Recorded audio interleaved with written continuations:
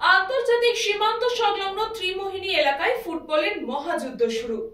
দক্ষিণ দিনাজপুর জেলা ত্রিমোহিনী ধলপাড়া ফুটবল ময়দানে এদিন শুরু হলো দক্ষিণ দিনাজপুর জেলার বহুল প্রতীক্ষিত ত্রিমোহিনী ফুটবল লীগ 2025।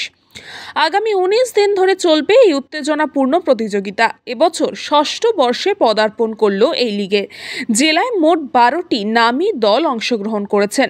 বালুরঘাট, পতিরাম, হিলি, ত্রিমোহিনী, বাঙালিপুর, নারায়ণপুর ও গয়েশপুর সহ বিভিন্ন এলাকায় প্রতিনিধিত্বরা রয়েছেন। এদিন পতাকা উত্তোলন ও প্রথম কিকের মাধ্যমে আয়োজনের আনুষ্ঠানিক সূচনা করলেন ত্রিমোহিনী স্পোর্টস একাডেমির অন্যতম রূপকার ও লীগের মূল প্রেরণা শক্তি আশিস সরকার। পাশাপাশি ছিলেন বিশিষ্ট সমাজসেবী ও ফুটবল প্রেমী চঞ্চল দাস, বিদ্যুৎ বিশ্বাস, সুজন ঘোষ সহ অন্যান্যরা। উদ্বোধনী ম্যাচে গয়েশপুর আদিবাসী শ্রবণী সংঘ 4-0 গোলে পরাজিত করে নারায়ণপুর এফসিকে। সুমিত হাসদা নির্বাচিত হন man of the match. Trimohini sports একাডেমির পরিচালনায় অনুষ্ঠিত এই লীগের মূল লক্ষ্য সীমান্ত এলাকায় যুব সমাজকে মোবাইল ও নেশা থেকে দূরে রেখে খেলাধুলার প্রতি আগ্রহ সৃষ্টি করা।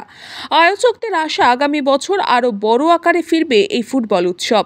থেকে শুরু হবে এবং দ্বিতীয় ম্যাচ শুরু হবে কাল 3টায়।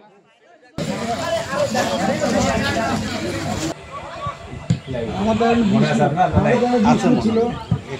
বিষ্ণু, অরুণ পাহাড়, ভূগোল, তারপরে পুলিশ মার্ডি, তারপরে নিরঞ্জন। বিদ্যুৎ Kumar মাহাতোর report, news Banga time. St. Augustine's Day School, Barakpur. Success for every child. Admission open 2026 to 2027. Contact number 900793 4555.